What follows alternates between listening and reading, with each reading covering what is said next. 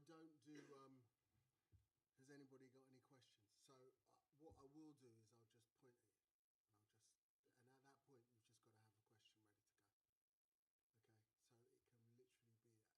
Okay, so it can literally be at any point. All right, and I guess I'm here as part of Black History Month. So it's wild, isn't it? In my day, that wasn't even here. So yeah. All right, cool. Okay.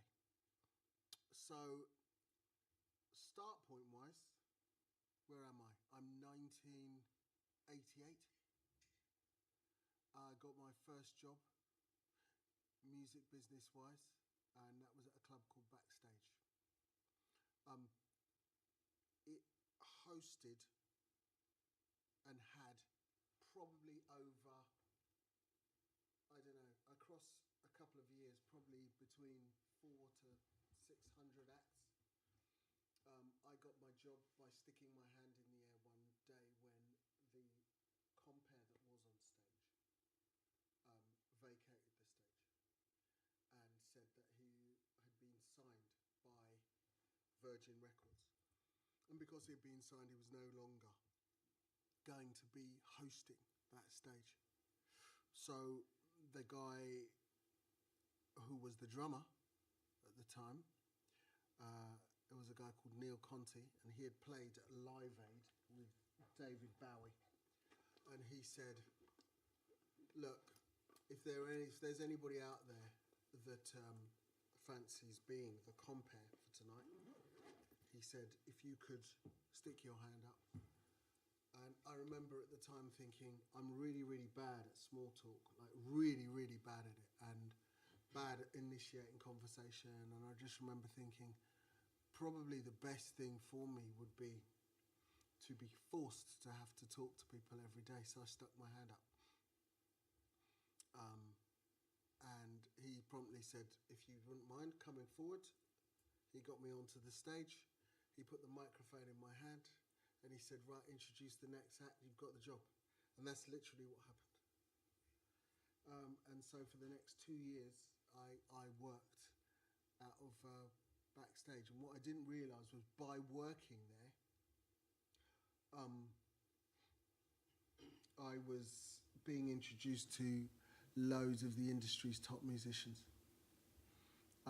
And my Rolodex, as we had there, was becoming bigger and bigger, or my address book, let's just put it that way, okay, was becoming larger and larger, and I got to know generally lots of the industry through that.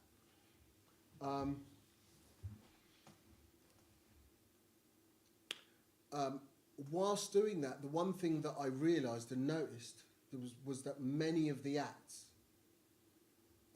that were on stage were getting as far as our stage, performing, but not really going any further. Not getting deals, not getting anything. It was literally, that was as far as they were going. There was a few that were going forward and doing really big things, but generally, yeah, although having said that, we had a lot of session players there, and those session players were playing for huge acts at the time. As I said, Neil was playing for Prefab Sprout at the time, he was also playing for David Bowie. Anyway, from there, as I noticed many of the acts, I remember thinking there's lots of acts on this stage and lots of acts not really going any further than here. And I remember thinking, this is a bit mad. What is it that they're doing that isn't quite working? And then I just remember thinking, okay, it must be ratio. It must be that this many acts might produce that many actual winners. And so I one day, very, very fortunate, came across a guy called Steve Marston. And Steve just was a session player, and he put me forward to come down to a venue in Shepherd's Bush. I went to this guy's house, and there met a guy called Ned. Ned Bigham had a studio. The studio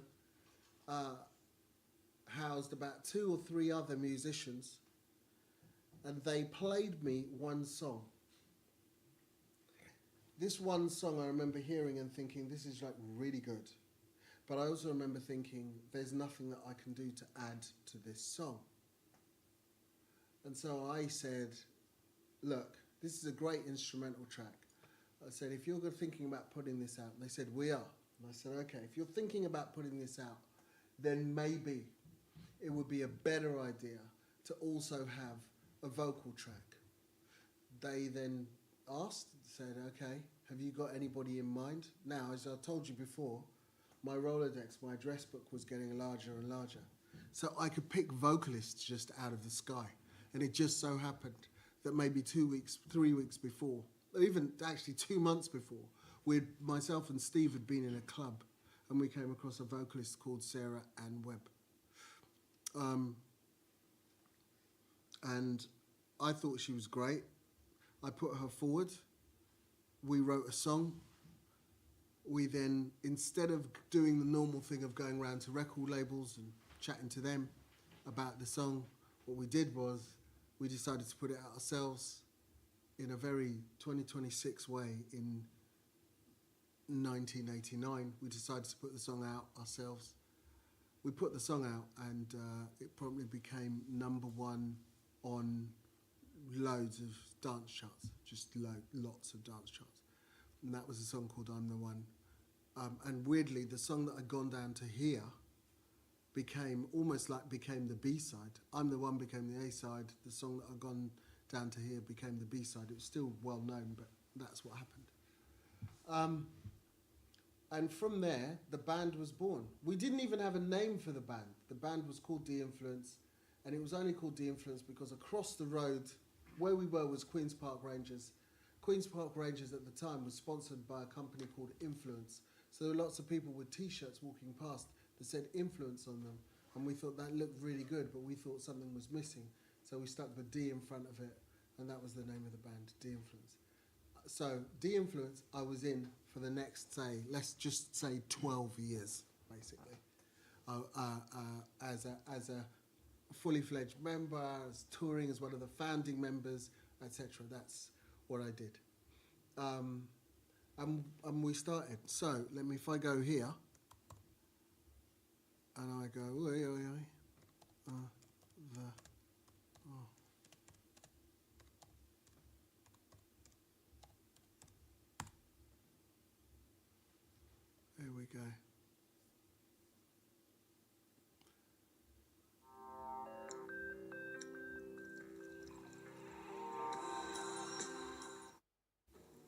Wow, lots of ads. Okay. You could get your money moving with access to thousands of global stock.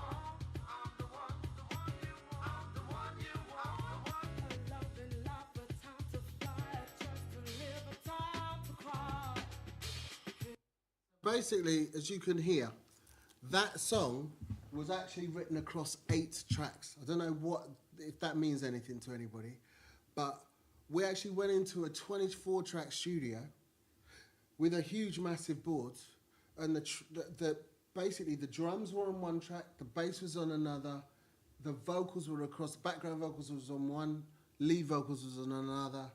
I think it was like keyboards, effects, and that's about it. Really, it was like there was something. It was 8 tracks. And I remember at the time, this mix engineer said, "Do you want to use any more tracks?" And we said, "No, it sounds great just as it is. So that's what we're going to do." And we stuck that out, and that basically there was something about the fact that drums-wise, Bottom End had something basically intersection. If you have what was going on with the drums was quite hip hop at the time, and what was going on with the vocals was quite soulful at the time, and so you had that plus the bass doing what it was doing, and for some reason it just caught the attention of the audience at the time. We then started to get calls from labels. We got called by Acid Jazz Records, who decided they wanted to put it out. We went with them because they were a kind of almost like a new movement at the time, Acid Jazz.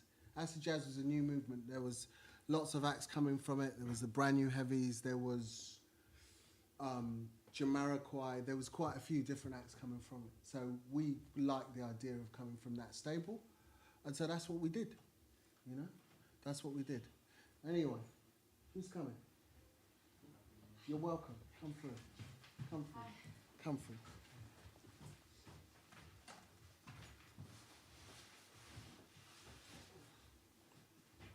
Come through, come through, come through, come through, come through.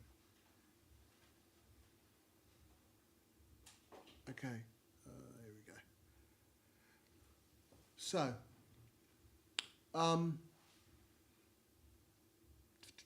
right. So we signed to Acid Jazz Records at the time, and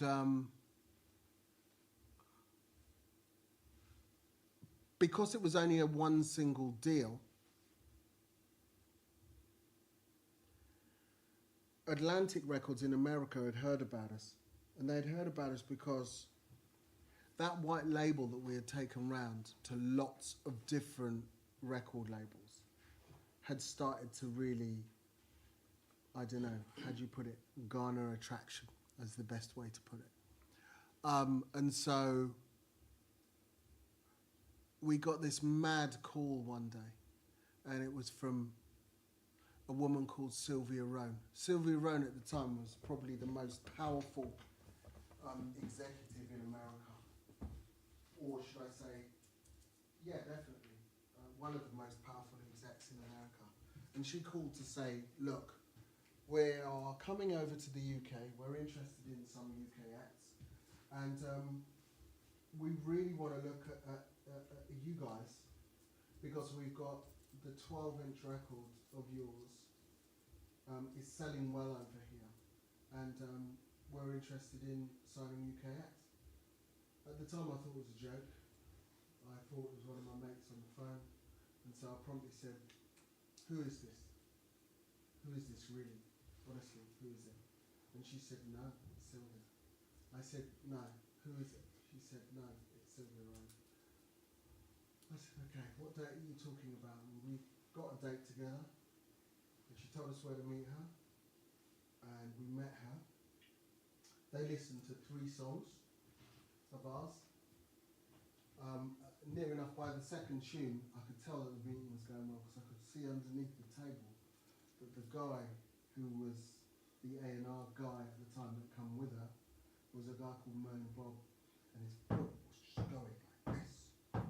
And I thought, what? He really likes it. And by the time I thought, well, if he likes the second tune, by the time the third one comes in, I said it's going to be, so the third one came, and he was just like, yeah. He stopped it halfway through and said, okay, yeah, we want to do this. One of the most bizarre things that's a life lesson for everybody in here is that actually, while we were listening, and he was sat behind the desk, there was a woman that came in with a tray of tea, and she walked up and she said, and we were, no, the music was blasting by the way. We were, yeah, we'll have some, please, if that's okay. She said, yeah. She poured some out. She went over to us. She had some tea like this. I was thinking, this is a bit left, isn't it? Like in between me. And I thought, never mind. So I was like, yeah, do you know what? Yes, please. You know, I'll have one sugar. Yeah. Fine. She said, thanks, man. She said, would you like some tea? And this happened. She kept. Anyway, so everybody was like really, really polite.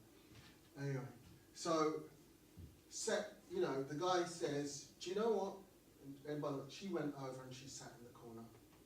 And the guy said, okay, listen. He said, I've heard 3 tracks. He said, these are really, really good. And just at that point, he stood up. Just at that point, he stood up, and the tea lady that was in the corner, just at that point, he stood up, and the tea lady that was in the corner stood up as well, and she swapped places with him. And it turns out that she was Sylvia Rowe, who was the boss of the company, and he was actually her understudy. And what that proves to everybody is always be kind to tea ladies. Because the truth is, if we had been really snotty about it, who knows?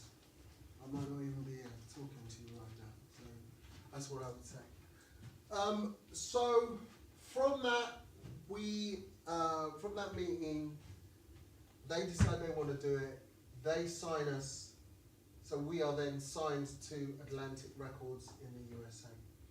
And by the way, remember that I don't do the whole, have you got any questions? I just point, you just got to have a question ready. Okay, so immediately I'm pointing to you. Go on. I've got a question. Go on. I've been thinking about it for quite a while. I don't know if it's the right time for it. Yeah. I'm a massive Laura Mavula fan. Ah, that one. She's like an Talking inspiration to her the other day.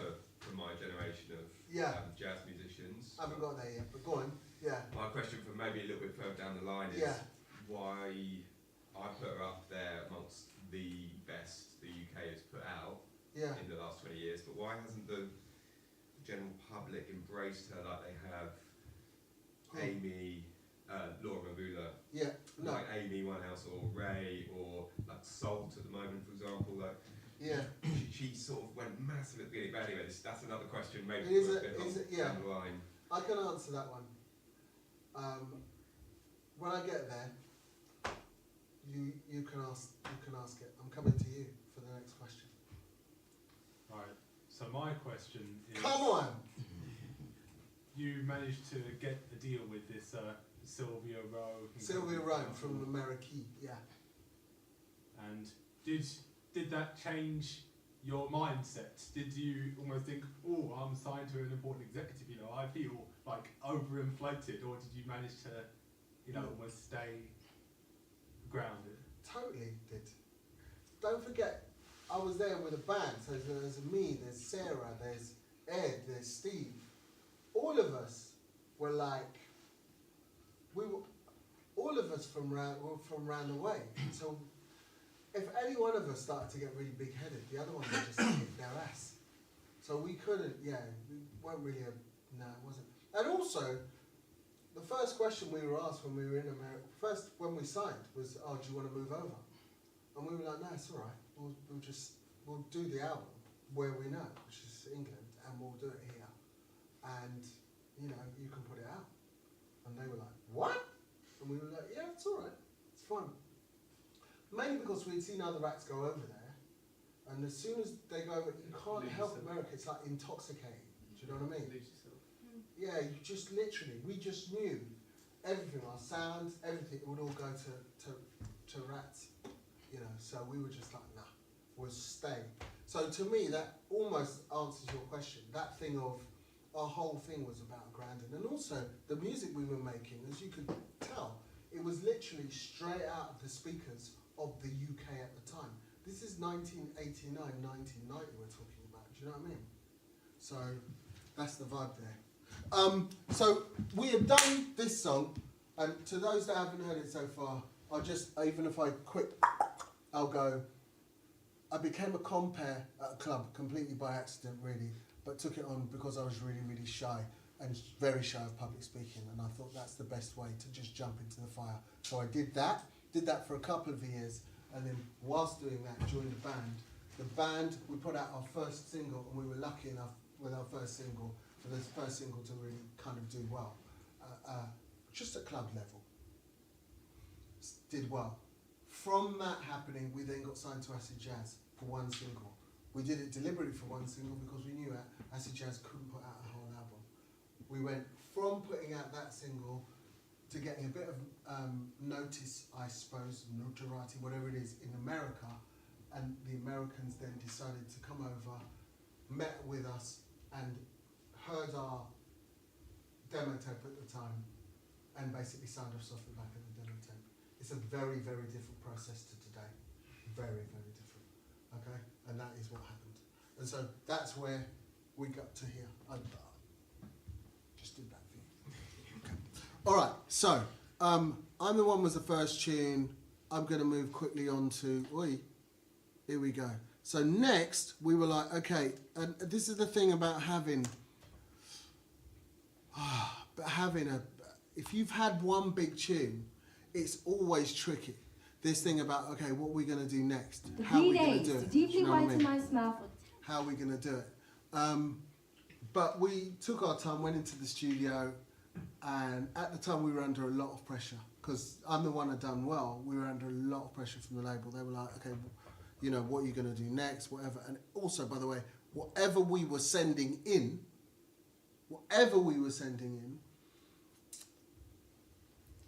was being turned down by the label. So we were sending in a new bit of music and they would go, no, it's not good enough. We send in another bit of music, they would go, no, it's not good enough. Send another, and we had never had that before. Literally.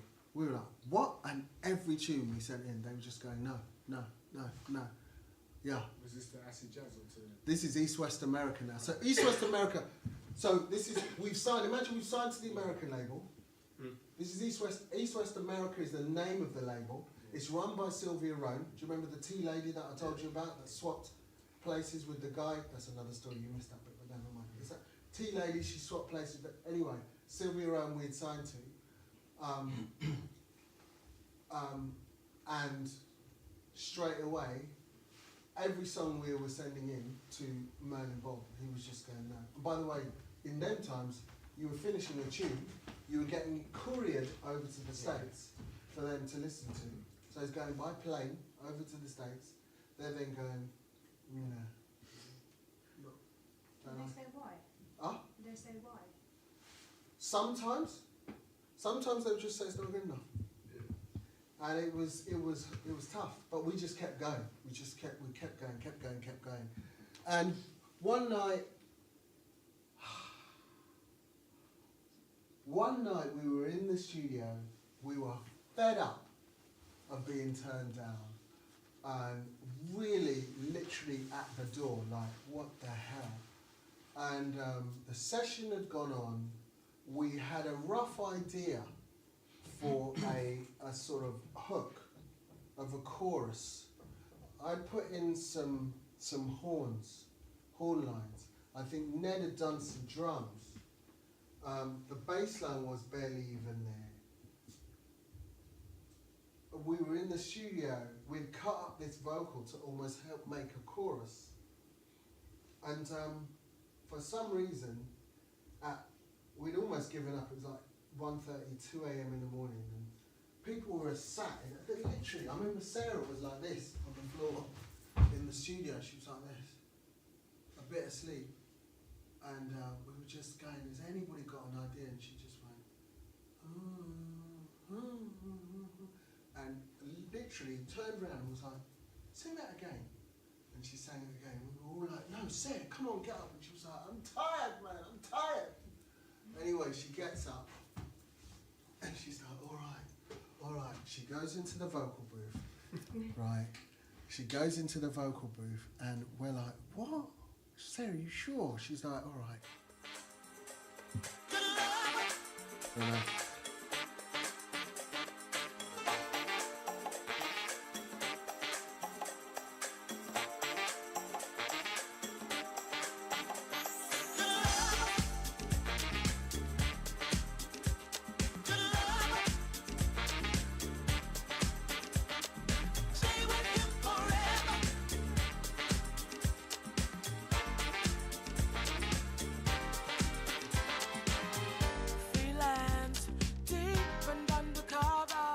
Was the bit.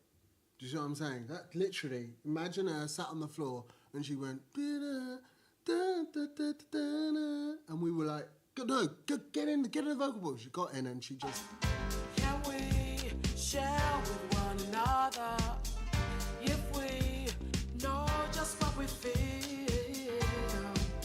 We will discover the direction that will shine like a light for you. The perception that would lead to attitude of self-loving and knowing that I was to you. Anyway, so we do this tune, and the tune basically explodes like properly. Like, you know, we hand it in, and the American label come back and they go, yeah, that's a single. And we're like, huh? And they're like, yeah, it's a single. And it gets played at the Hacienda, and gets played again and again and again. Now, Hacienda was a legendary club in Manchester. Like, you know, I get chills even speaking about it. So it's a legendary club in Manchester, and there was a guy there, a DJ there, who just kept playing it, and that started to happen right the way across the UK. And so we ended up with this club hit. And I call it, it's a club hit. We didn't enter, we entered the chart, probably was about number 60, but in terms of club, it was like near enough like number 1 for like months. You know what I mean? So, and we got a lot from doing that.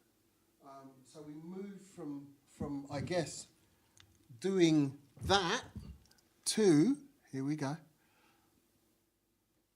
And I'm going to come for some questions, so make sure you're ready. Yeah.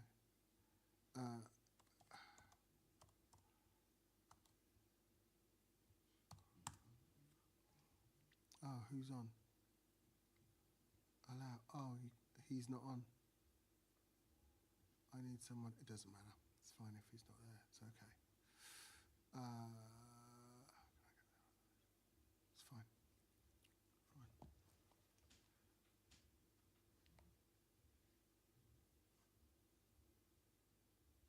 Ask a question? Yeah, go ahead. Right, so when they get behind a single back in those days, Yeah. like, what are we talking about in terms of budget? Like, for radio pluggers, videos, marketing, posters, and how does that differ from today? The thing is, as you can tell, A&R process-wise is very, very different. You're being told no, no, no, no, no, no, no, no, no. So the bar is going up. And then so by the time your tune actually comes, it's different. It's on a different, you know. So in terms of budget, what you're really trying to get them to do is to commit to a video budget, because that's one of the most important things then. You haven't got short form content like you've got now, right? You've got Instagram, no, it's just literally video. Then you have to make sure that your video was good enough to be played on one of the main channels. And when I say that, I mean, so if you ended up on the chart show, as we ended up on, that was going out maybe to 6-7 million people. Do you see what I'm saying? So it's very, very different. Yeah, it's very different. So in terms of budget, I mean, if you've got a single coming out, you're near enough kissing 100 grand goodbye if you're as a label. Because if you take video you're not going to be spending less than 30 on. Okay, if you take your plugger's like another 10. You know, your radio plugger, your PR, press, really, you've got to account for another 10. I'm already at 50 without even blinking. Do you know what I mean? So if I take everything else that goes with that, maybe tour support, blah, this, that, just everything else, I'm going to whoop on another 50. I'm there. I'm 100 grand, easy. And that was in '89. Yeah. What would that be in 2025? It's like saying £250,000.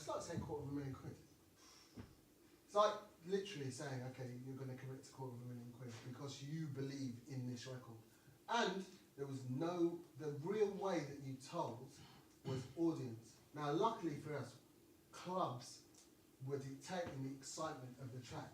So our tune was being played in clubs. Because it was being played in clubs and the executives could see the reaction, they were like, yeah, you can have a video. Otherwise, we would never have got a video. Do you see what I'm saying? So it's different. But there are lots of similarities. That's another thing. It's different, but there are lots of similarities. I'm gonna move a bit quicker because I know time will fly. But it's different, but there are a lot of similarities. Hold on one second. Okay.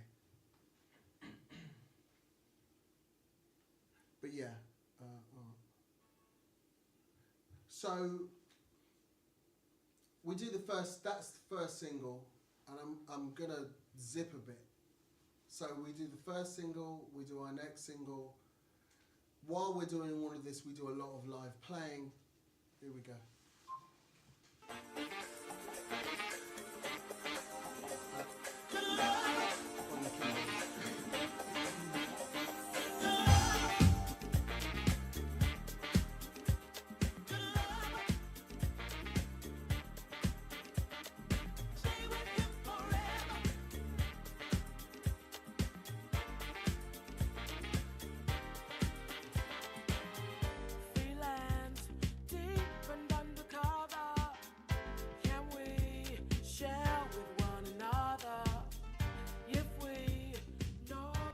Isn't it? I'm still wearing the same thing as when I was playing. Anyway, so as you can see, that's committing to video, right? All of the people to answer back to your question, all of the people in the video were all our mates. They were like, should we get extras? And I was like, no, we got mates from clubs that we know that can dance probably better than most of your extras. So come, let's go. Yeah, my wife's godson is in this, goddaughter. We're all it's literally, it was all our people, but basically just in a flashy house. So we go from doing that to putting out more music, but more importantly, we then go on what we call the run. And the run was we started to do these live shows that were getting bigger and bigger, and luckily for us, through connections and through our music was then put in front of Michael Jackson and his people. He was coming over, he had cancelled a bunch of shows, he was coming over, and from coming over, he needed a support act. And fortunately for us, we made it through, became the support act for his Dangerous tour. Which then meant we were playing in front of 80 to 90,000 people per night, right the way across the UK. So we did Michael Jackson, Dangerous tour, and then we went from that to doing Prince, and then we went from that to doing In Vogue, we went from that to doing Naughty by Nature, we went from that to, James Brown. We just kept going and kept doing these huge shows. And just got better at it, basically. Got better at performing in front of huge people and whatever. Anyway, so from there,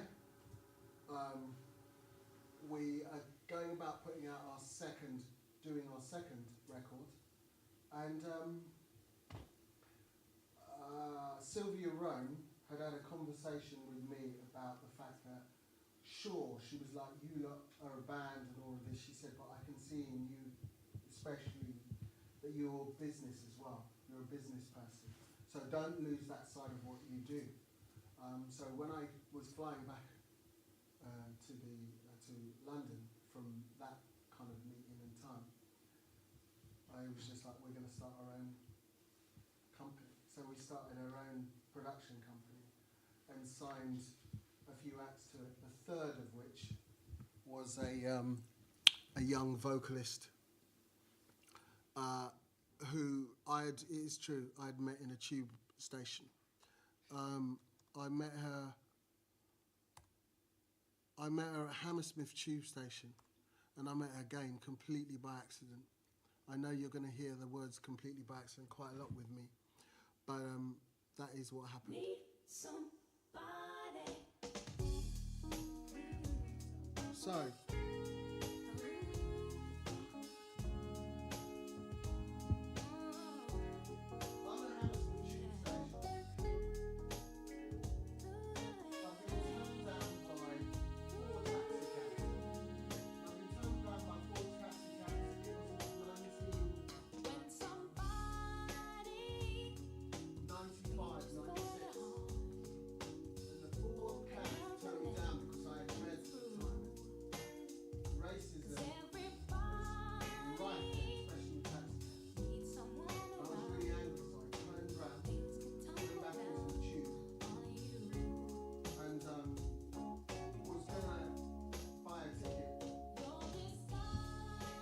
when I heard this girl singing behind me, and I didn't see her, I just heard her.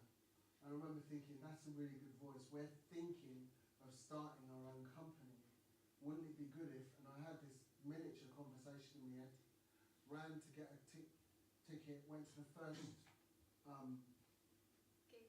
platform. I had to get through, yeah, you're right, I had to get through a gate. We didn't have those things you've got now. And showed the ticket, got on the ticket, went to the first platform, second, third, fourth. When I got to about the third one, because the first two was the wrong ones, when I got to the third one, there was her plus two of her mates. I said, look, I'm from a band. I heard one person singing, they were like, it's her. I said, could you sing a song? She sang Sweet Thing, Rufus and Shaka Khan. I said, could you sing another song? She sang I Wanna Be Down by Brandy. On the spot, note perfect. I said, how old are you? She said, 15 years old. I was like, this is mad. I said, okay, take my number. I said, call me in 1 week because I'll be in the studio. I said, I'm from a band called The Influence. She said, were you on stage supporting Michael Jackson? I said, yeah. She said, I saw your band. I saw your band. I was like, okay, so she knew it was legit. She came to the studio with her. We did a test with her, as in a vocal mic test. She was really, really good. We were like, right, we're going to develop her. We developed her for the next couple of years. I make it sound really easy, but it wasn't. We developed her for the next couple of years and then put her music, with the help of a guy, there was all sorts of people as well, as Paul Kennedy, like all sorts of different people helped as well. Signed as a Freak Street, which was a label that was between us and Paul Kennedy and Robbie and all these people. And took her stuff to Warner Brothers. Warner's were really interested. And we put the first thing out, it's called single out, it's called You're the One I Love, got to about number 65. Mickey said, KWAME, I think she sounds a bit like Randy Crawford. He said, do you fancy doing a cover? I was like, yeah. He said, do you want to do One Day I'll Fly Away? I said, no. He was like, why? I said, it's too well known. I said, we need to choose a song of Randy's that people don't know. I said, we'll do You Might Need Somebody. So we did You Might Need Somebody, and this song basically still played on radio today. It's like, it exploded. It broke radio records, like all sorts. She ended up with a platinum album, winning the Brits, best female, all sorts. So all of that from the tube station, and racist contracts. Bizarre. You can't make these things up. So from doing that now, we production-wise now we've got everybody chasing us because basically we've just found a star, helped build a star. That's like the holy grail as far as a lot of record labels concerned. So they're all like, yeah, come. And as well as that, you've got people that are pros already going, well, maybe I'll use you for my stuff because your stuff's got flavour and it's doing really well on radio. So we end up working with Seal. We end up working with Sir Carl John. Oh my god. We end up working with, I mean, it's a big old list. It's a big old list. Ultra Nate, we ended up working with. She had a huge hit with Free, but that wasn't with us. We did a track called New Kind of Medicine, but it was a hit. It's fine, it's all good.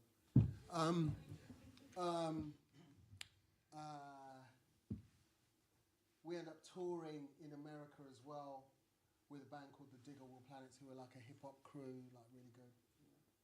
And we're flying, you know, all of that.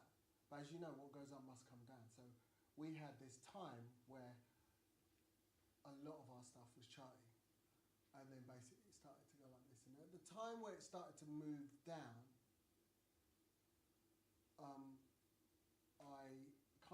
one of the things that I had on my mind at the time was that I just remember thinking, there was no blueprint, there was no kind of map. We were making it, you guys, you're all in, you know, school, like learning about the music business. There was none of this, right? So we were like, well, I just remember thinking, how can we form a thing that almost teaches people about the industry? How are we going to do that? So decided to put on a series of talks. And we put on this series of talks, and the series of talks were called seminars. And at first, the first one was called, I think it was called the Urban Sessions. And then the next one was called the Ultimate Seminar. No, it was called the Urban Music Seminar. There we go. Oi. I could take you, I'll show you a bit. Is everybody ready for the Urban Music Seminar to start? So Simon Long from the Simpkins Partnership. Elaine Francis from PRF. Peter Harris from Kicking Music Limited. Stephanie Hardwick from Arundel and Gardner. Anyway, these things went from kind of like 300-400 people to, I mean, I think this was at the Scala, so it was like, you know, 1,500, 2,000, I don't even know how many places. It was, they became really, really full really quick because people were really hungry for just information on the music industry side, and that was the thing. And it just became this big old roller coaster of a thing. And the atmosphere of them was fairly crazy. You're trying to sign someone. Is it important that they have an accountant advising them, a lawyer with them, a manager, all that kind of stuff? If you're into R&B and you're going to deal with mega box, then you need a really mega lawyer and a mega manager. Because otherwise you'll be ripped off. So I think it's really important to get an accountant, or if not get one, actually just go and speak to one, even if it's just for an hour or two up front, to get things sorted, even before you've started earning anything. Don't get your boyfriends or your girlfriends to manage you. That's the first Everyone thing. hear that? Don't get your friends involved in this. This is a business, it's a very serious business. Avoid a bad management. Because a guy can talk a good talk, doesn't mean he's a good manager. But who knows my name? Who knows my number? Who knows Steve! Anyway, the atmosphere was bonkers in there. It was like really crazy. Like, full on, that guy singing there. We had to cut into that because he starts off by going, he's like, I've been working hard. He goes, I said a demo tape on Monday, on a Tuesday played my bills, but who knows my name? Who knows my name? He started singing straight at the people, and they were like, what? It's like, so it was, you know, it was full of beans. It was a lot of fun, but people were learning, right? And also it got huge pretty quick. So we went from, you know, as I said, about 500, yeah, to basically, in the end, taking over the Royal Festival Hall, which, as you know, is a pretty big place, and the place is completely full.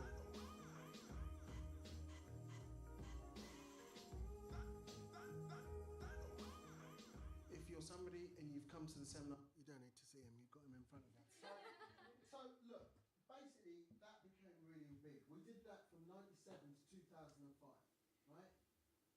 We stopped in 2005, basically all of us were burnt out. We were doing them every year. They were becoming bigger and bigger. The last one was sponsored by Jay-Z's Rockefeller and Dame Dash. They flew over their entire roster. Kanye West opened the press day. I mean, it was bonkers. So, you know, it just became this really, really big thing. We stopped for about 4 or 5 years and then basically started again, but under a different name. This time we were going to do it differently. So there's myself, there's Nikki, and there's Andrea. And believe it or not, they worked on that as well as working on this, which is Cre8ing Vision's Ultimate Seminar, which I hope you're all going to. Who's going? Who's been before? Ultimate Seminar? All right, take this down and put it into your phones immediately, you shockers. November the 22nd, right? It's going to be at the Savoy, Savoy, IET. So put those initials after, it's very important, right? Savoy is a very flash place, but the Savoy IET is a really nice kind of, you know, place to sit and listen to people talk about the music industry, right? So, November the 22nd, number one, get there early. Number two, bring a packed lunch. Don't be an idiot. Bring a packed lunch, right? Because you won't want to move from your seat. Number three, tell at least 2 friends each about it, because when they go, they'll thank you for it, and you'll be owed something by your next week. I'm on your email already. There you go. So, Cre8ing Vision, it's C-R-E, and then the number 8, I-N-G, and then vision, yeah? .com. Go there, get onto the mail. In fact, they're already, the tickets are already going now. It's free as well. That's the other thing. So, it's on a Saturday. Make sure you go. You won't regret it. All right, so, and basically you're hearing lineage-wise where it came from, so it came from there. Anyway, let's move quickly. Right, so I go from doing that, okay, then into management, because basically through doing the seminars, unbeknownst to me, my address books got even larger, and I know more people, and decide that, you know what I'm going to do is, I wouldn't mind finding an act and just managing it and forming my own management company, so that's what I did. My first 3 years managerially were absolutely horrendous. I had made the common mistake that a lot of people make, which is you think somehow that because you've done okay with your band, you know, that somehow you're going to be able to translate that into success elsewhere as a manager. And a management is a completely different bag, okay? Yeah, it's a completely different bag. I had to learn the hard way, and my next 3 years, I barely had any success. Until I came across a singer called Rumour. And what I realised in the end was that, what I realised in the end was that,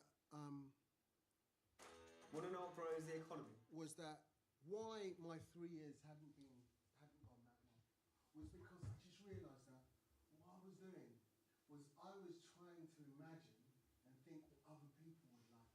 I was like, they'll like this, and they'll like that, and they'll like this. And I was like, no.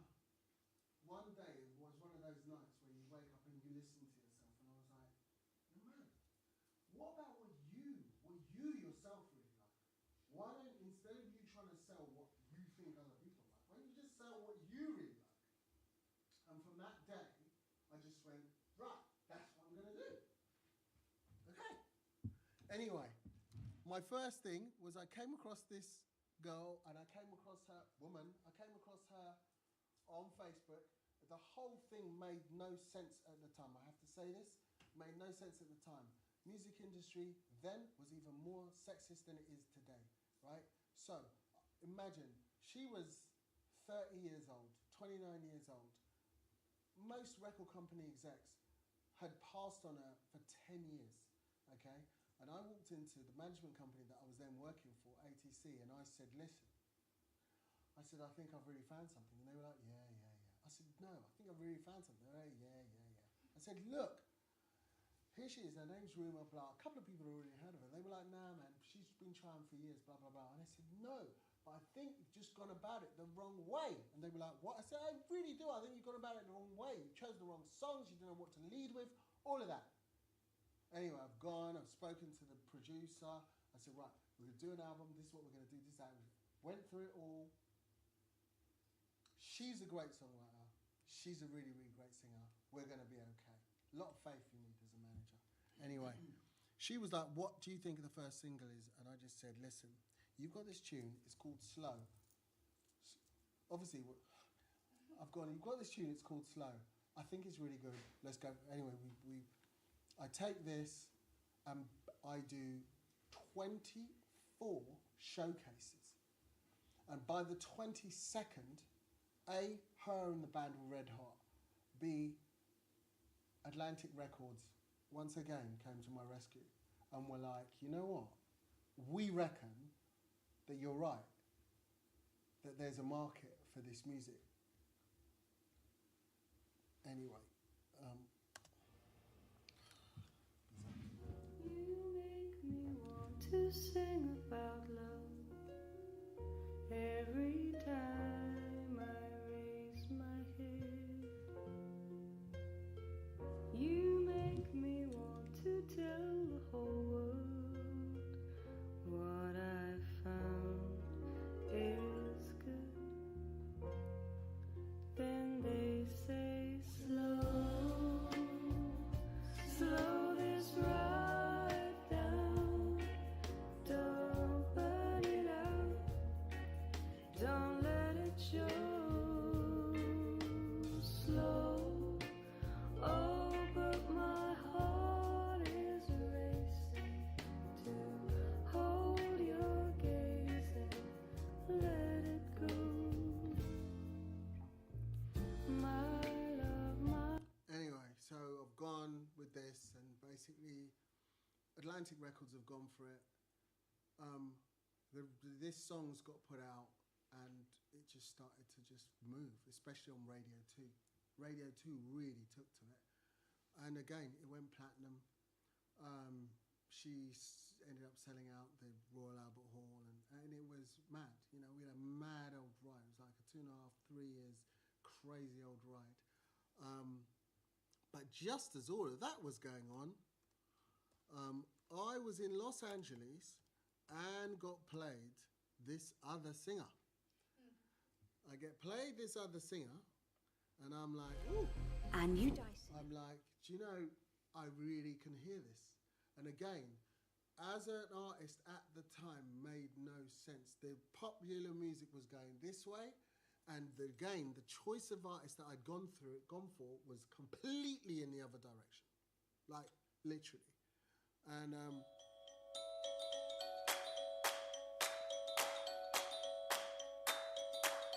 take me outside, sit in the green garden. Nobody out there, but it's okay now.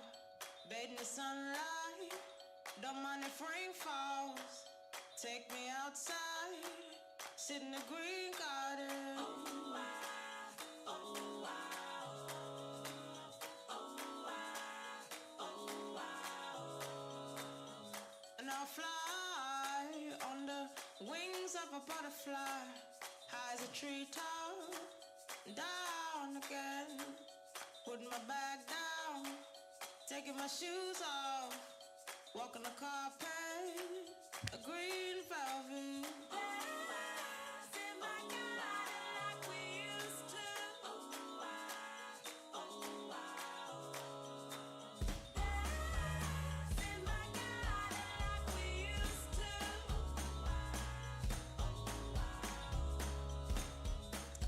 Anyway, this tune was actually her second release. The first one that we did was a track called She. Put that one out. Didn't really chart, but it was Radio 1's Record of the Week. Did this one, and then this one just boom, just went bonkers. Okay. So that started our whole ride. So touring, this, that, America, touring in America as well. She was really like that. People like the Beyoncés and the Jay-Z's of this world was, you know, having her around for dinner. So it all got a bit mad. And answering your question, now, what was it? So why isn't she more popular, basically? Yeah, and partly because she acknowledges this herself on Instagram and Glastonbury every year. Well, she's a little bit defeatist about her career, isn't she, publicly? Yeah, she's just such an amazing. No,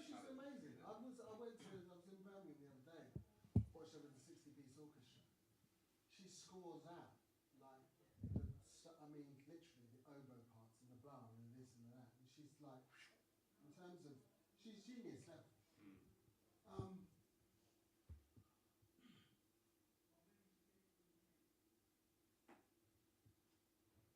I think with Laura, timing-wise, timing is a funny old thing. I think almost like, I think if Laura came out now, I think it might be a different story. I think in a way, she was the last of the physical, in that bunch, the last of the like records, CDs, whatever, from there, going into streaming. Do you know what I mean? So she was just in that spot, you know. But I know what you mean. Adele was in that spot too. But she's come out the other side and she's still huge and does Las Vegas and the rest of it. I don't think the story's over for Laura. At all. I think she's still an incredible talent. I think.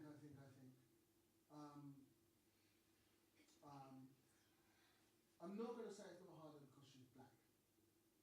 Because I'd be lying. Because I know, being her manager at the time, is hard. I was watching other acts that weren't as good, just, and I was like, whoa, you know, getting bigger spends, getting bigger, you know, the whole thing. So it was tough, definitely. But I do have a belief that the music will prevail, and I think that I still think she's yet to. I think Laura as an artist is very capable of going all over again. I mean, you know, even at the gig that we were at, Alan Carr had driven up from. This was 2 weeks ago. Alan Carr had driven up from London with his whole crew. You can't buy that kind of stuff. Do you know what I mean? That sounds like success to me. Yeah, but I know what he's saying. What he's saying is, capability-wise, and in terms of music, and in terms of what was going on musically, and in terms of, like, talent level, there's no two ways about it. She should be a lot further. Don't get me wrong. She's had a top 10 album. She's, you know, won all manner of awards as well. 2 Mobos, this, that, X, she's won various things. Ivan Novello, she's won twice. And there aren't many people that have done that. She's won 2 with 2 different albums. I mean, you know. But do I think that's the end of now? I don't. I think with her there's still more to come. Sure. I don't know. I think I'm going to just point to people for questions. So I'm coming to you. You knew I was coming to you. You knew. I'm coming to you next. Don't think by crossing your that I'm not going to come for you. I'm coming for you. You're after. So just let me know now in advance. But then I'm going over to that side, and then I can see people are adopting all manner of tricks to try and not be asked anything. Do you know what I mean? But don't worry, I won't go to compete in the back row. I might go to you. All right. Go on. So what are you doing now? What am I doing now? Yeah. I've got. Oh, okay. Okay, so I do Cre8ing Vision. Obviously, I do that. So Cre8ing Vision is the seminars we do. Let me go here.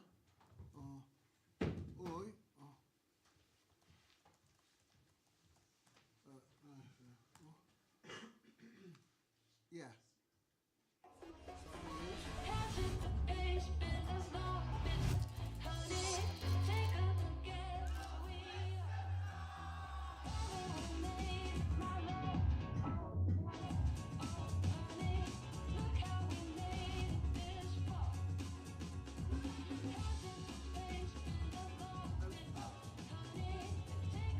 And from the seminars, from doing those, we've got loads of offshoots, of which Marlon's been involved actually. We've got the Ultimate Studios, which is like a writing camp thing that we do.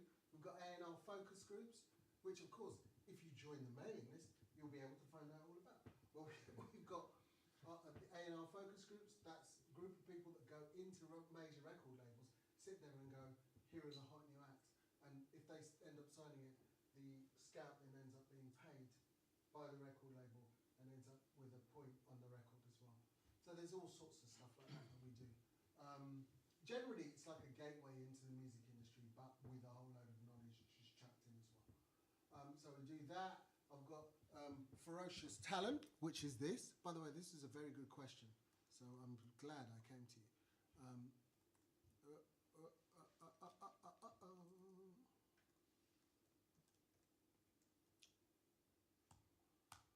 What then? Why did I do that? Go here. Go here.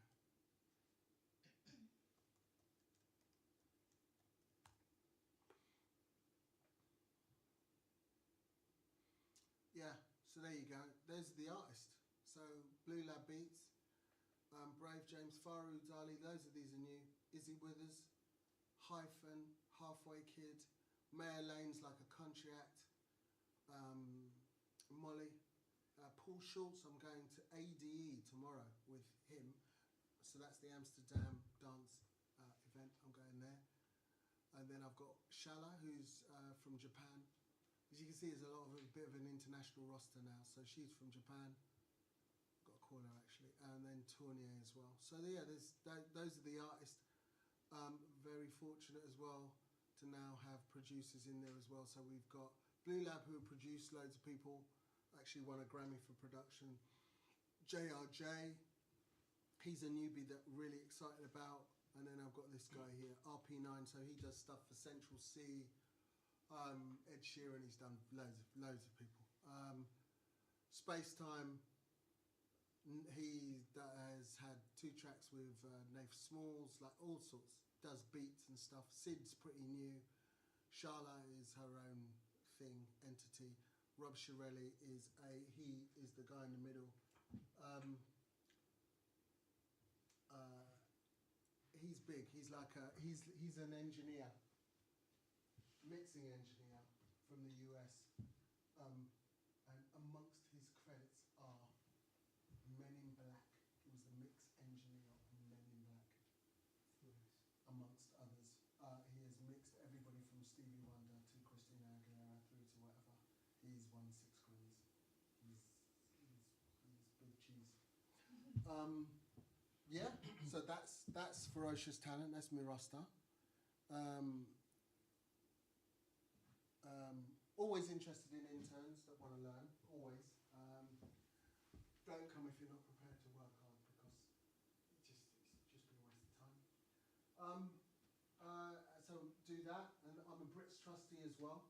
So I'm a trustee now for the Brits. I'm a MOBO trustee. I was MMF vice chair, so the Music Managers Forum we look after, looks after the interest of 1,500 of the UK's top managers, and I was vice chair of that for the last 6 years. Stepped down last September, so enjoying my time off is the best way to put it. Trustee, just they imagine it to be like a board of people that oversee everything, have to make sure everything in it is proper, and are very much to do with it. We have meetings every 3 to 4 months minimum, plus outings, whatever. So yeah, I have to. With Brits School, for instance, I have to go down there quite a lot because they're to do with the Brits Trust. The Brits Trust provides money for the Brits School. Also provides money for ELAM as well. So yeah. You're next. Well, I was gonna ask, if you had a chance to do it all again, in terms of breaking through into the industry, what would you do different? Because it's pretty hard, like posting and stuff, but it's so hard to actually get recognized. Is there anything you would recommend? It sounds corny, but everything starts with the music. Really, really does. So do that really, really well. Okay. Now, a lot of people, when I say that, there's a lot of people that go, yeah, but what happens when you've got the good music? People always say that, and I'm like, no. That first bit, rewind, is actually really hard. Yeah.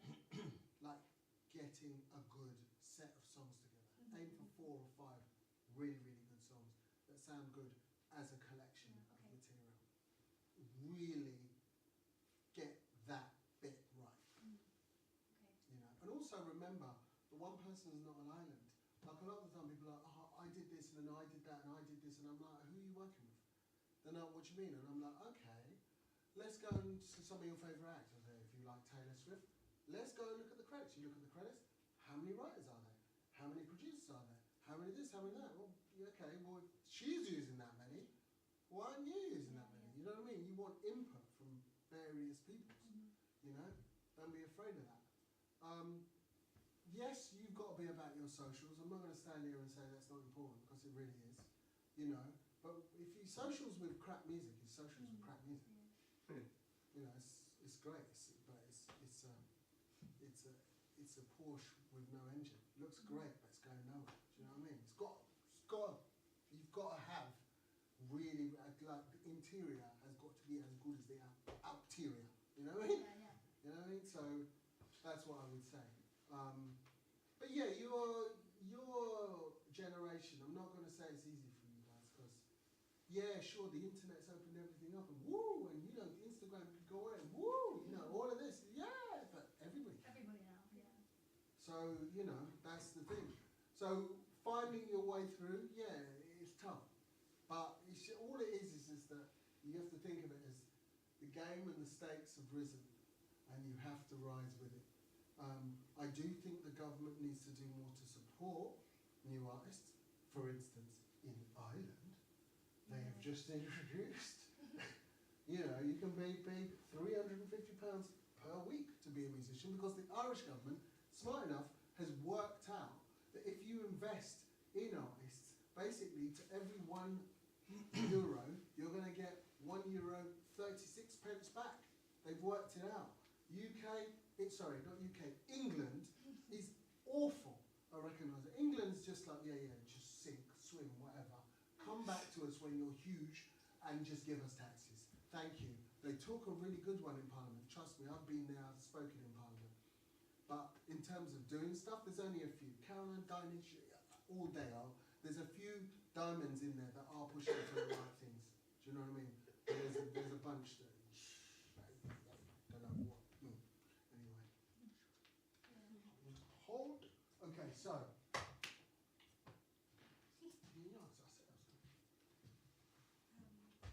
was going to ask if you preferred being a manager or being in a band. Hard question. I mean, it's a good question. I'm not going to lie, that's a really, really good question. Oh my word. I don't know. I just think sometimes it's different because you know,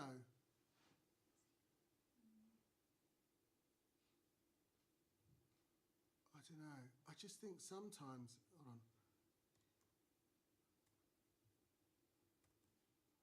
I just think, I think sometimes it's easy, like being in a band, right? The wonderful thing is like you're in this, it's like you're in the Avengers. It's like Avengers Assemble.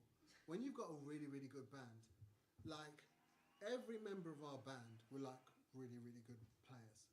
I was the worst player in the band. I'll put my hand up and say I was the worst player in the band. But as they said, my best instrument was my ears. I could pick out a star 2 years before they even thought they were going to be one. So I knew to produce it and blah and whatever. Do you know what I mean?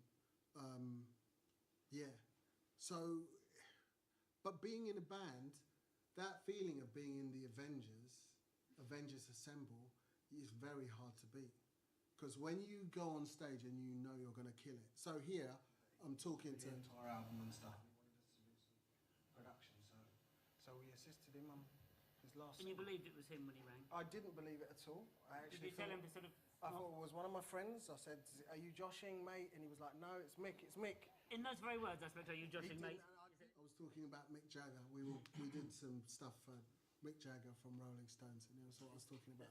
But the whole thing about being in this this group where already you know. So for instance, in this, when we did this performance, I remember thinking, we'd come off of, we'd been being on the road in like South America and whatever. I just remember thinking, you can't stop us. We're just red hot. Like, it's nothing. What are you going to do? Unless you make some of the equipment in this studio break down, we're going to just do it, and it's going to be great. That's a very, very hard thing to be. As a manager, a lot of the time you're by yourself, and you're faced with all of the doubts that go with it. Do you know what I mean? But when you're in a band, and you're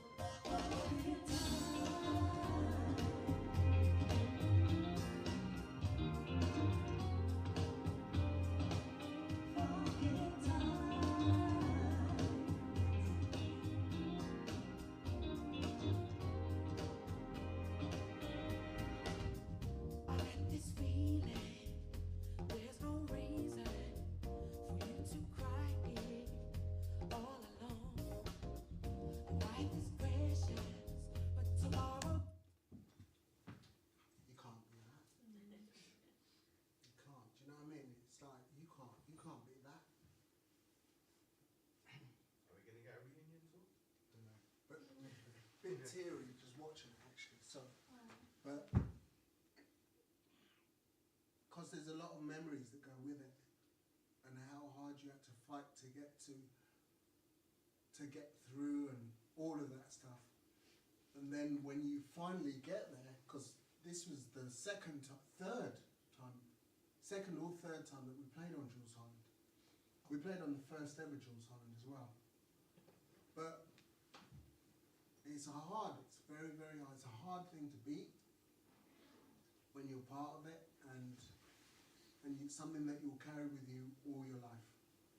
And depending on how seriously you take the music game, to me it's life, you know what I mean? I'm not standing here making a fool of myself, crying for no reason. It's properly life, it's ingrained, you know? And all the fights and all the battles that you have to go through, in the end you go, yeah, it's worth it. Because not just us, but all of the people that we were able to bring with us, you know, some have got living from it, have bought houses from it, and all sorts. Do you know what I mean? So, it was you that asked the question, right? Sorry, your fault. Anyway, but yeah. So it's hard, very, very tough to beat that. Having said that, though, I get just as excited by the new acts that I work with. You know, I do. I get really, really excited by the new acts that I work with. When they do videos or when they do songs or when they're putting stuff out and whatever. But this whole thing is like a different time. This is, you know, you're looking into an eyeglass that is from a very, very different time.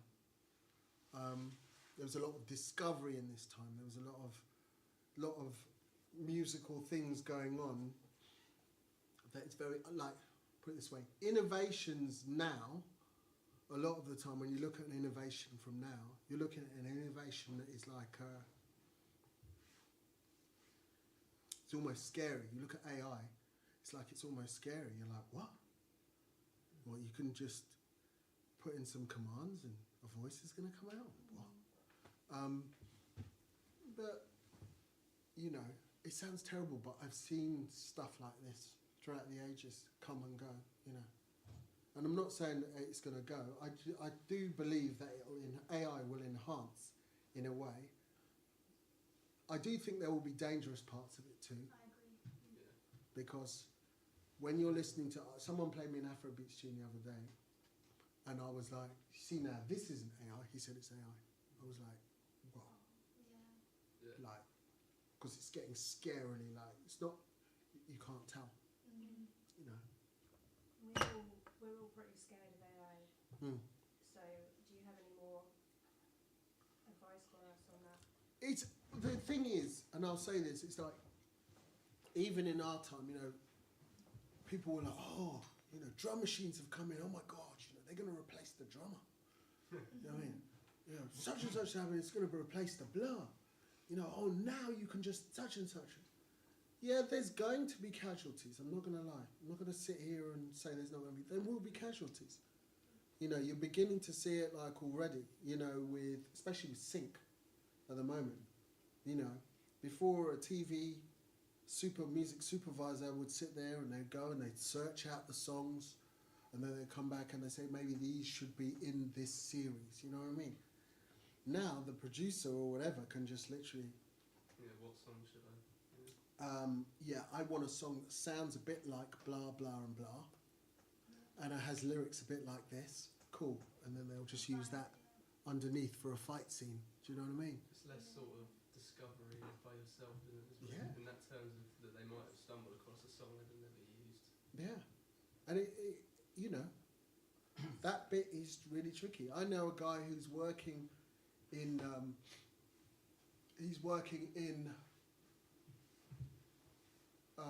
He's been working in sync for a while. He does series for Amazon and all sorts. And he said the work's really, really dried up. Really dried up. So this is a guy that was like working every week. He said it's really, really dried up, and he's just like, don't know what to do. He's got to move now. Yeah, he's got to work out another way to make everything work. Do you know what I mean? Because that side of the TV work that he was doing is becoming smaller and smaller, but it's because they can just go on, do prompts, do blah, whatever. They got the piece of music, sling the piece of music underneath it, done, finished, sorted. Don't forget as well, if they're the producer of the program as well, they can credit themselves with the music as well. They can, well, I gave the credit, so there you go. Yeah. So that's. Huh? Do you think they still pay themselves like that though? You know what I'm saying? Like, I got a sync through the other day, brief for a sync for €100,000. Yeah. Do you think the people that are like them that are doing it, the execs that are doing it essentially, are going to pay themselves that money? I don't think they'll pay themselves that money. They'll just take it. You know what always happens? They'll just take it off of the budget. So the budget before was maybe it was £1 million for music, or maybe it was $500,000 for music. They'll just go, well, our budget for music is 40 grand instead of it being $500,000, because they're like, well, someone will go and search for it. Yeah, we can. They're like, we only need to let's get 1, 2, maybe 3 of the top tracks. Yeah, they're like, that's what we'll do. Get 3 of the top tunes. How about that? Fine. And then just AI. And yeah, AI the rest. You know, so there's a lot of that going on. I was talking to a voiceover woman who was basically telling me that she said she's definitely noticed, because obviously for voiceovers it's prime.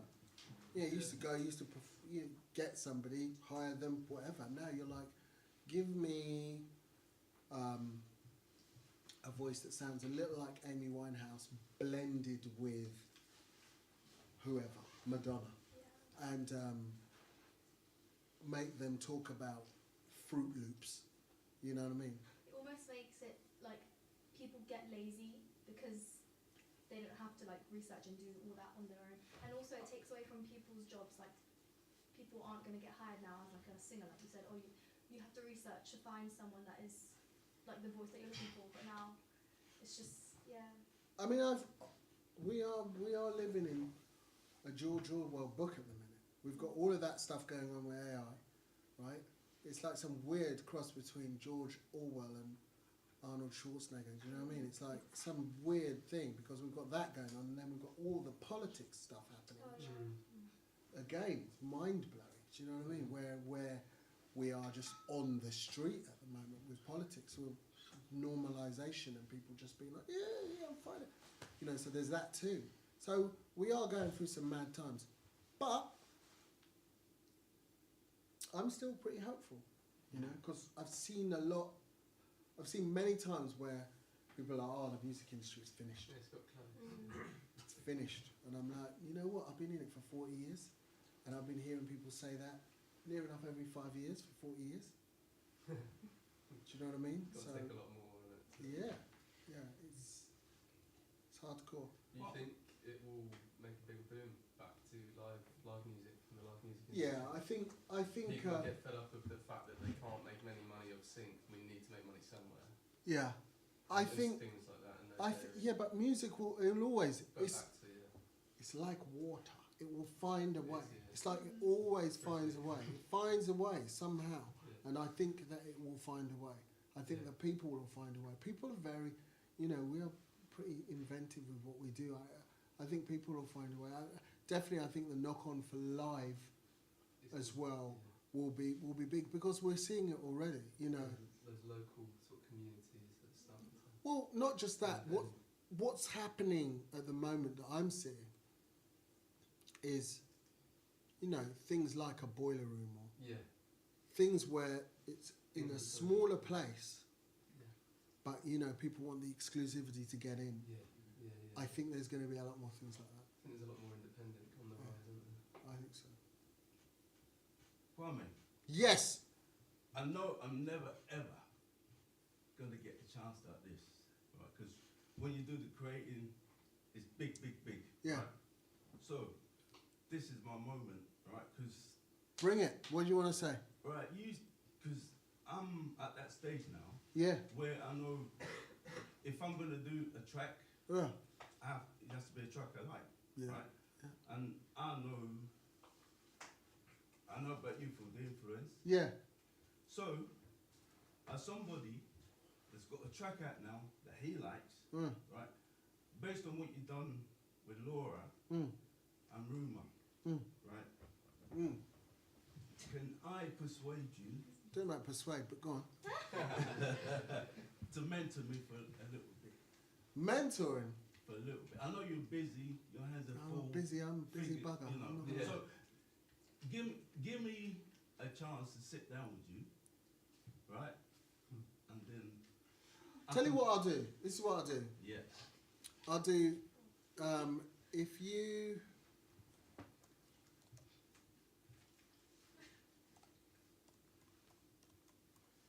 That's how you're gonna do it.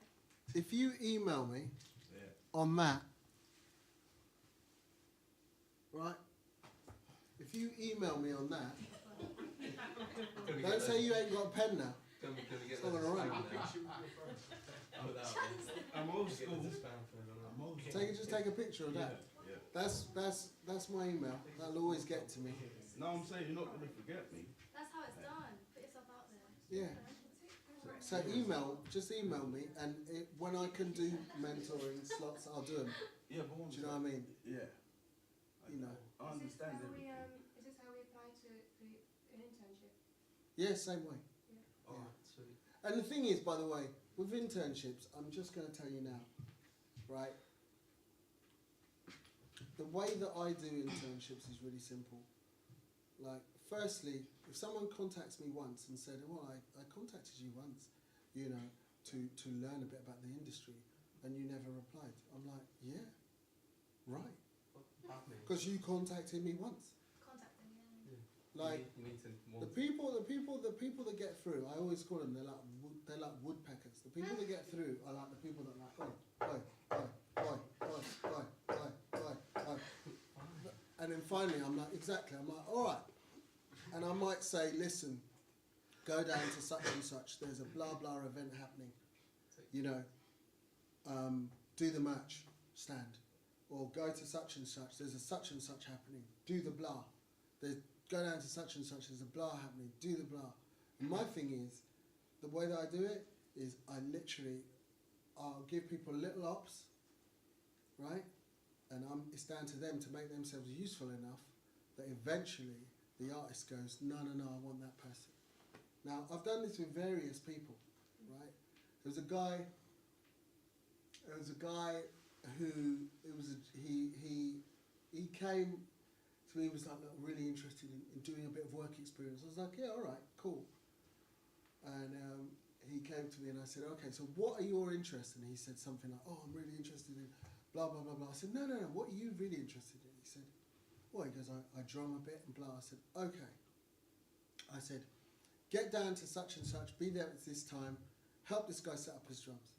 So he helped one guy set up his drums. I said, right, again, get down to blah, blah, blah, help this guy set up his drums.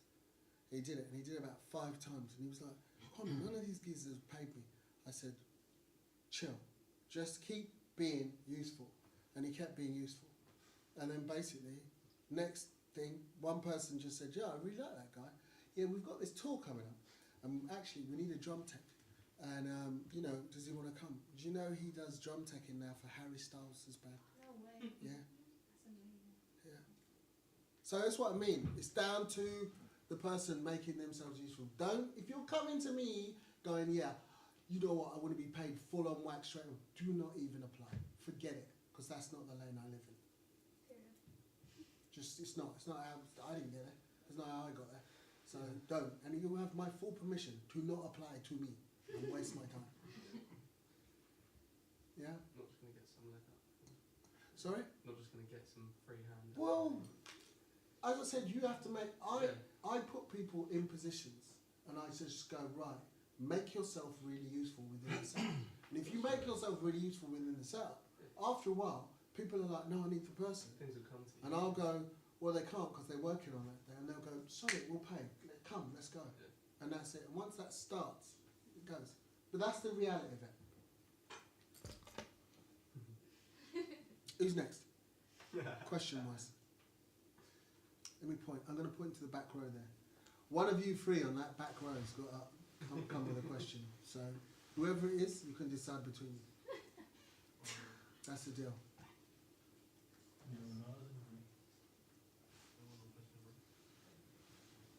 I've got a question. Go ahead. How does it feel when you sign an artist that's clueless? Yeah. I don't know nothing about deals. Yeah. And you know that in a couple of years' time he's going to be in debt and he's not going to make it. How does that make you feel? Hold on, he's going to be in debt. In debt. The advancement. Not making.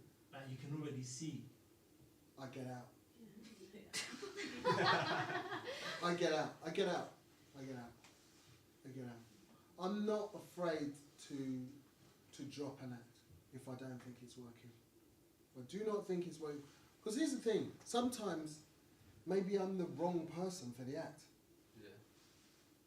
So you've got to be real about that. Sometimes maybe you're the wrong person for the act. Do you know what I mean? Maybe you're just part of their journey. Maybe they're going to blow, but they're going to blow without you. But that's all right. If you weren't right for them, you weren't right for them. That's okay. Do you know what I mean? I'm fine to drop it. I'm fine to drop an act or to be fired. If it's not working, I'm like, get out of the kitchen. Straight. It's not, yeah. Do you know what?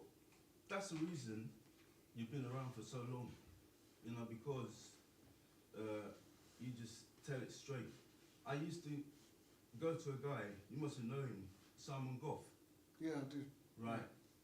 When I was doing what I was doing, I go to Simon, and I remember I went to see him once. Yeah. And he said, what have you been doing, Ray? And I said, well, I'm thinking of doing, he just said to me, stop. I'm not interested in what you've been doing. What are you doing now? And as it happened, I had a white label.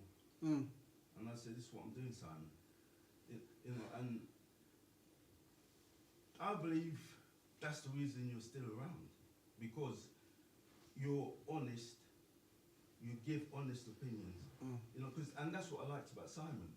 You know, when he went to Universal Publishing, he said to me, Ray, when I get there, you can have 3 days in the studio. And, you know, I did it. He got Julian joined us to remix it. But at the time, you know, I don't know if you remember Dad. Yeah. Right. The late. Yeah. Dad was there. Yeah, he's a great guy. Yeah, so, you know, Simon, he was, my problem was... What was your problem? I wasn't business-like. Yeah. It's you not, need a bit of that. And that's where I am now. Yeah, you need a bit of that. Right, because go to the seminar, make sure. Sign up. I've been. I've been. We'll go again. You know, last time, you don't know it, but I winged my way back to the room. Yeah. You know, and the back room. Yeah, yeah, yeah. You know, and all the boys were there. Wow. You know, I'm talking. And Yeah, but you know what? We had a guy, Rio, he came last year. Yeah. Was in the audience, Yeah. watching, and you remember when Colin Batzer came on with the whole of EGA distribution? So these are the people that do D-Block Europe and the rest of it, right? So they came on, and literally, all he did was he listened the whole day to everything. And he said, Kwame, all I did was I applied everything that was said. He said, so he kept doing this to Colin Batzer. And what he'd do is he'd go down to their offices and he'd take coffee and he'd bring cakes. And he'd buy those himself. And he would just, then he'd say, do you need me for anything? So the third time he went down there, they were like, yeah, carry these boxes to here, make sure you do blah, make sure you do this, that. Gave him some things. Then the next time he came down, did the same thing, bought teas, coffees, whatever. Colin, I saw the other day, Colin said, you know, he goes, we've hired him. He goes, he's got a job now. See what I'm saying? So it just, to me, a lot of the time, it just depends on how you put yourself out there and how determined you are, and luck. You need luck. Yeah. Don't get me, I'm not going to stand here and say that I've not been lucky. I've been really lucky in my time. You need luck. Yeah, You need luck. I mean, you know, I've been blues and soul. Touch magazine. Yeah. You know, so Done all of them. further younger. Yeah. Speaking to now, but it's just I wasn't business minded, but I am now because it's taken me this long to arrive where I am. So You need a bit of that. yeah, and believe me, you're not going to stop hearing from me. No problem, no worries. It's all Thank you good. so much. This was honestly so great. Thank Yeah. you. Yeah, you're not going to stop hearing from me because I'm at a stage where what you did with Laura and Ruma, you can do that for me. Well, we'll see. Yeah, we'll see. So look out for the email. Well, it's down to you, man. If you don't answer 100 times, It's down to you. I'm easy. All right. Well, look, folks. I do believe we've come to the end. Thank you very much.